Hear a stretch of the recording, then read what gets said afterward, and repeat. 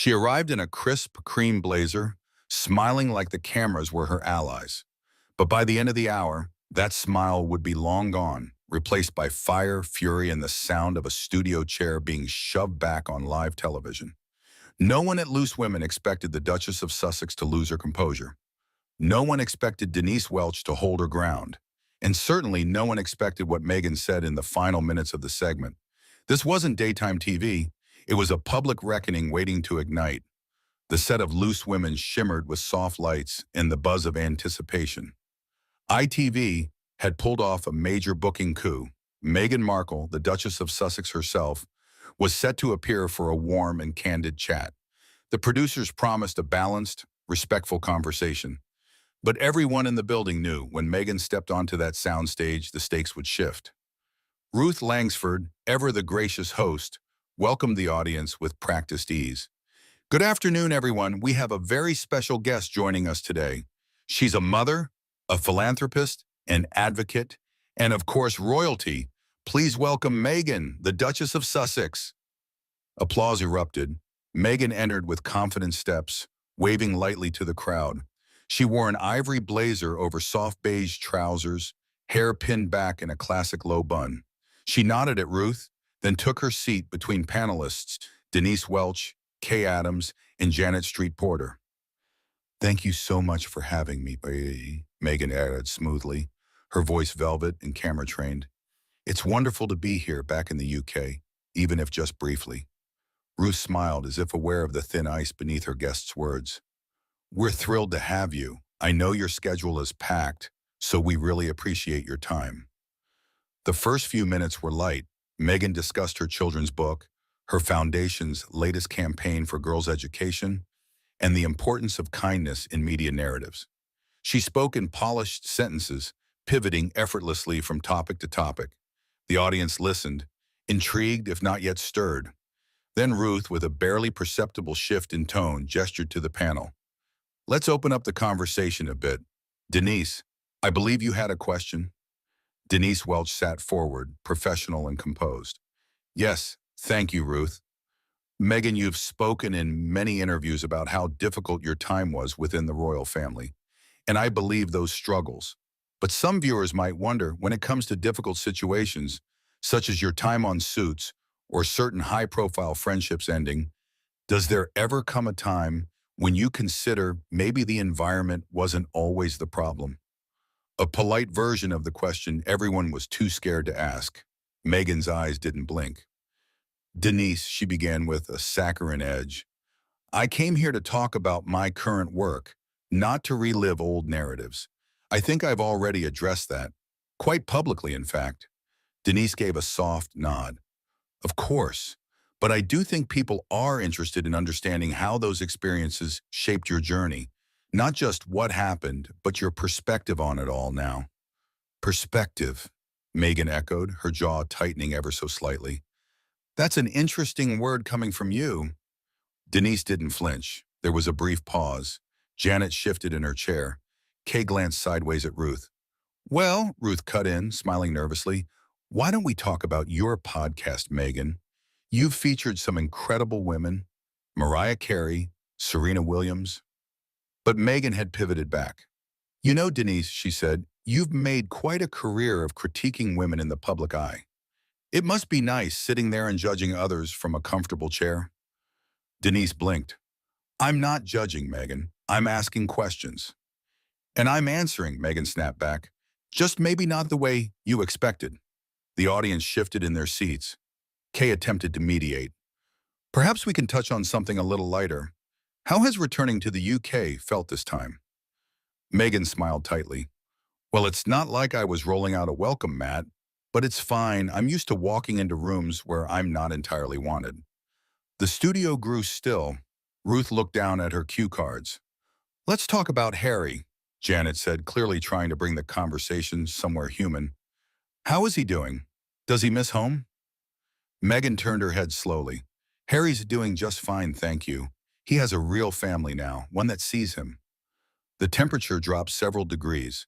Denise interjected gently. "Do you miss him being close with his brother?" Meghan gave a dry chuckle. "You seem very invested in my husband's private life. Maybe ask him next time. That's fair, Denise said calmly. But some of our viewers do wonder if reconciliation is ever something on the horizon.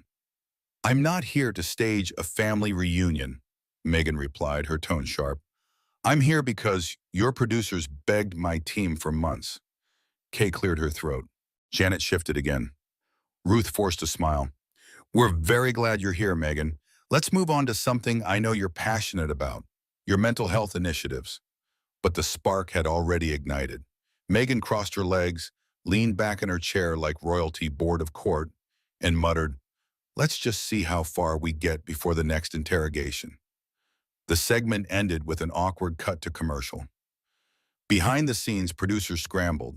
Meghan pulled out her phone, and Denise, she simply adjusted her mic and waited, because she wasn't finished yet.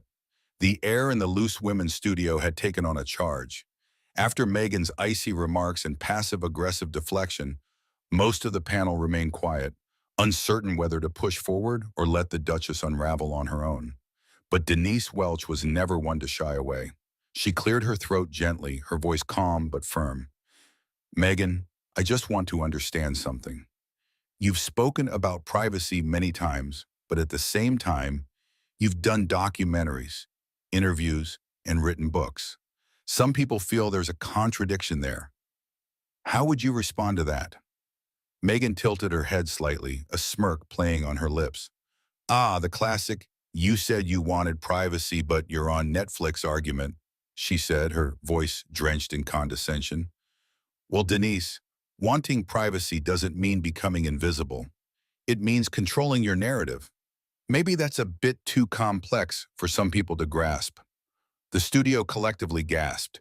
Denise blinked, absorbing the jab without flinching. I think our viewers are more than capable of understanding nuance, she replied gently. But surely you can understand how it appears when someone says they want space, then releases a 6-part documentary.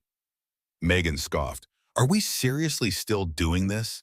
It's giving Tuan, Denise. Maybe read a new tabloid. Ruth Langsford shifted awkwardly in her seat, trying to redirect. Perhaps we can move on to your children, Meghan.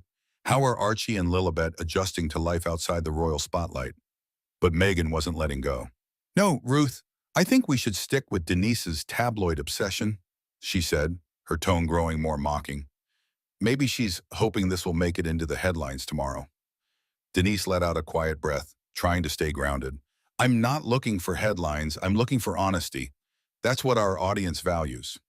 Meghan leaned forward, resting her elbow dramatically on the table. Honesty is subjective. Or didn't they teach you that in journalism school? If you went to one. The room fell silent. Kay Adams exchanged a worried glance with Janet Street Porter, who simply raised an eyebrow as if thinking, oh no. She didn't. Still calm, Denise tried again. Let's talk about Prince Harry then. There have been reports that things between you two have changed.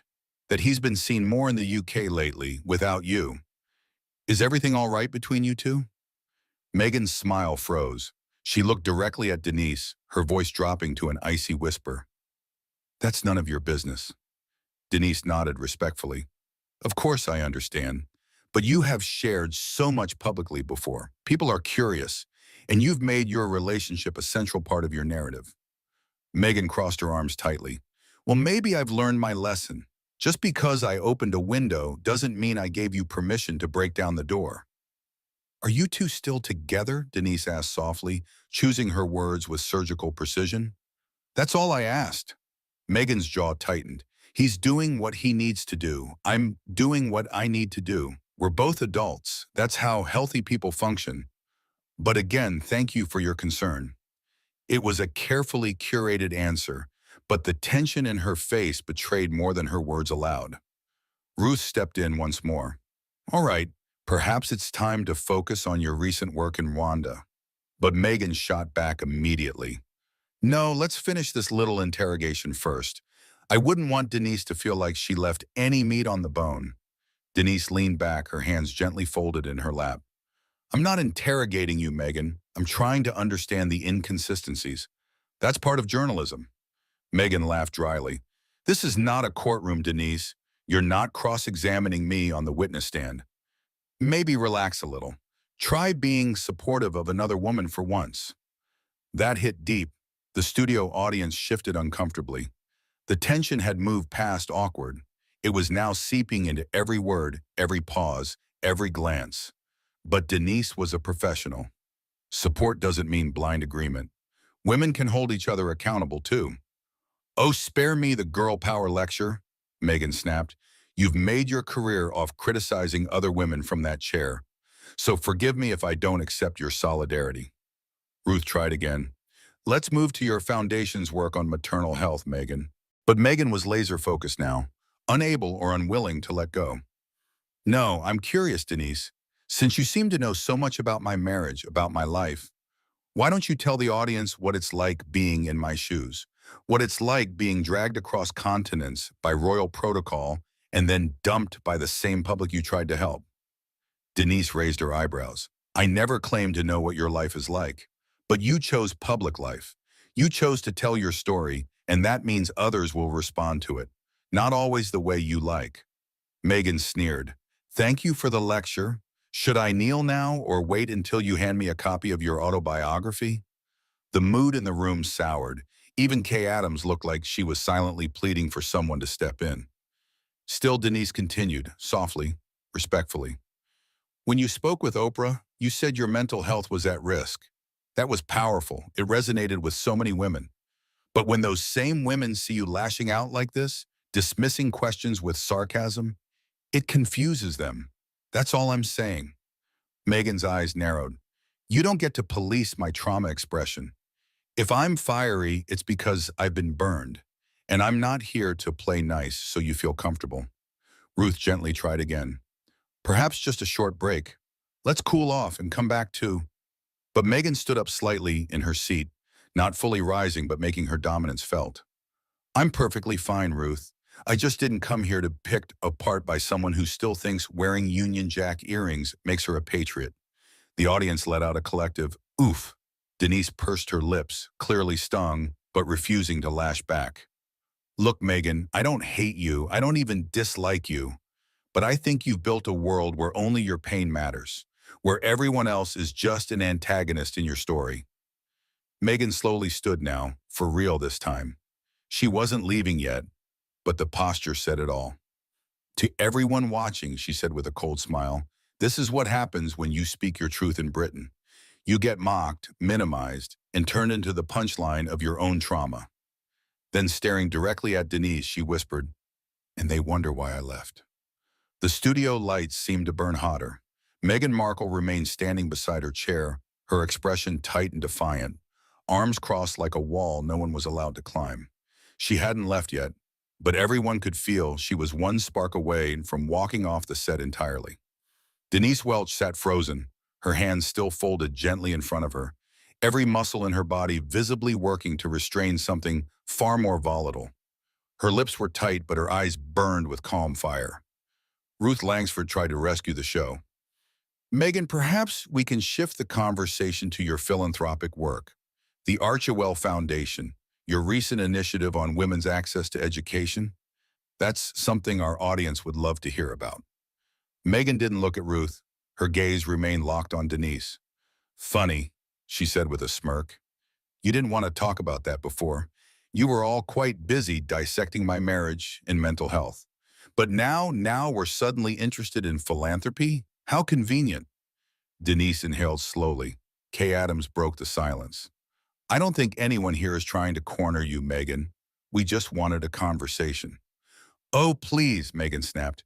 If you wanted a conversation, you'd treat me like a human being, not a headline. Janet Street Porter muttered under her breath. Well, you certainly make enough of those. Meghan's eyes narrowed. Excuse me? Janet waved her hand. Nothing. Just an observation.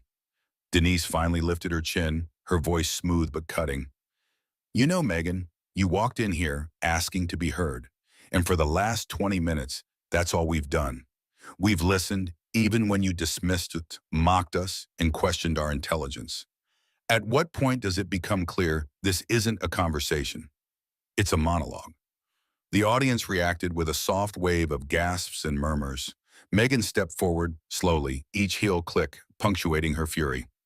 I came here thinking I was sitting with women who understood struggle. Women who'd stand with me, not act like gatekeepers to some outdated idea of British womanhood. Denise calmly uncrossed her legs and leaned slightly forward. And I came here thinking I'd be speaking with someone who wanted a dialogue, not a stage, but here we are. Meghan's tone sharpened. You think I want a stage? You think I enjoy being scrutinized for every breath I take? You're doing a great job acting like it, Denise replied, her voice finally rising, cool and deliberate, like ice melting over flame. Because instead of using this platform to talk about the causes you claim to care about, you've spent it belittling everyone around you. The audience clapped, just once, but loud. Meghan's face flushed, clearly unprepared for the panel and the public to clap against her. Do you have any idea what it's like to be hunted by the press? Meghan snapped. Denise didn't flinch. I do. I lived it too. I've battled mental illness publicly for years. I've buried friends. I've had my own headlines twisted into circus shows. The difference is I didn't weaponize it. I didn't turn it into a brand. Gasps echoed again. Meghan's eyes widened in disbelief. That's disgusting. You're accusing me of profiting off my trauma? Denise looked directly at her. I'm saying, if you want to be seen as real, then stop selling yourself as untouchable. A long silence followed. Meghan turned to Ruth, almost pleading, but still proud. Are you going to let this woman shame me on national television? Ruth was visibly shaken. No one is shaming you, but we are trying to get past the script. Meghan suddenly laughed, but it wasn't humorous. It was sharp, hollow, and full of disbelief. I should have known better than to come here, she muttered. She took a step back toward her chair, as if reconsidering walking off, but instead placed her hands on the backrest and leaned in toward the panel. You know what's exhausting? She asked. Spending your whole life fighting to be heard, only to be told by people like Denise that you're being too loud. Denise didn't hesitate this time. And you know what's exhausting? Watching someone twist every question into a personal attack because they refuse to answer honestly. The tension snapped like a wire.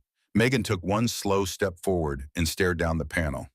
I hope this was worth the ratings, she said coldly, because I'm done, not just with this interview, but with this entire charade you call journalism. She turned to the audience. Think twice about the people you let define your truth. She didn't wait for a response. Meghan Markle pulled off her mic, tossed it onto the table, and walked off the set without another word. The studio door shut behind her with a soft, final click. Silence. For a long moment, no one spoke, not even the hosts. Then Denise finally exhaled and turned to Ruth. I didn't want it to end like that.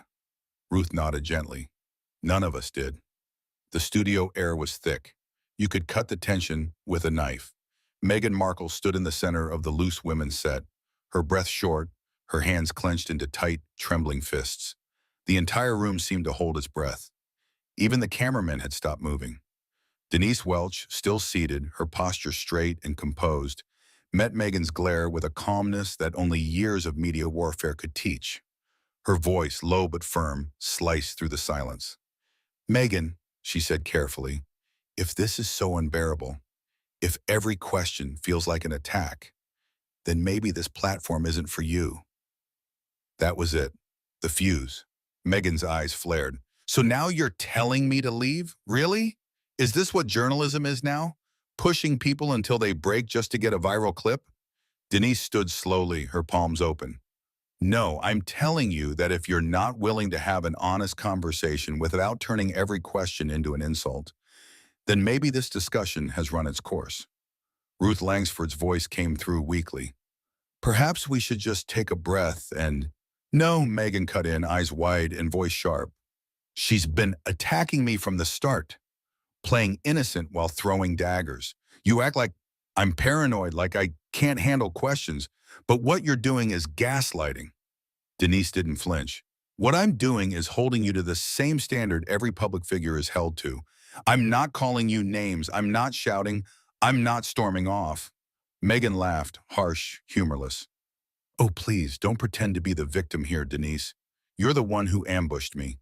You're the one who turned this into a cross-examination. I came here to talk about my work, my causes, and instead I get put on trial. Denise tilted her head almost sympathetically.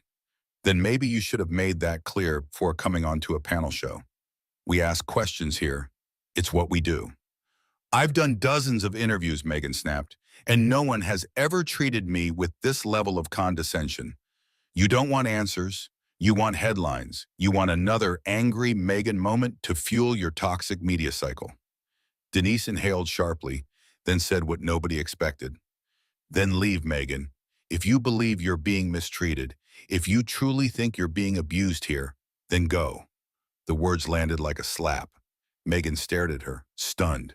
Excuse me? You heard me, Denise said, arms crossed now. You're not a prisoner. You're free to go. I would never ask a guest to stay in an environment they claim is harming them. Meghan blinked hard. She wasn't used to being told to leave, to be dismissed. I don't need your permission to leave, Denise, she hissed, reaching for her microphone clip. I'm done being your punching bag. I don't need to justify myself to a daytime talk show panel. Ruth tried again, desperate. Meghan, please, let's de-escalate. No, Ruth, Meghan snapped, her voice echoing through the stunned studio. You let her sit there and tear me apart. You let this happen. You let it become a circus. She turned to Denise. And you're not a journalist. You're a glorified gossip columnist with a camera. I hope you enjoy the ratings. Denise didn't respond. She didn't need to. Meghan ripped off the mic, dropped it on the couch, and turned for the exit. Security had begun moving discreetly toward the stage, not to escort her, but to ensure nothing got worse. But just before she stepped off the stage, Meghan turned one last time. Let the world see this. Let them see what happens when a woman refuses to be silenced. You can spin it any way you want, but this is exactly why I left the royal family. Because people like you think silence is grace and truth is arrogance. Denise responded coolly, and people like you think every disagreement is persecution. Goodbye, Meghan. The studio door swung shut behind her. Ruth stood in place, visibly shaken. Janet looked like she'd seen a ghost. And Denise? Denise simply exhaled and sat down.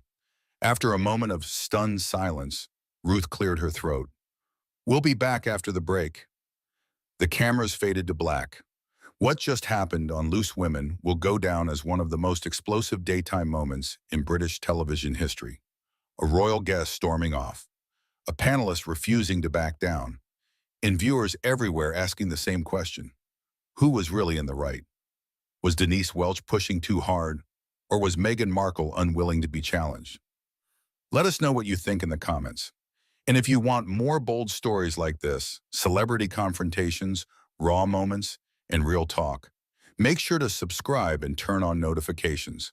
Because on this channel, we don't do scripted fluff. We show you the drama they tried to edit out.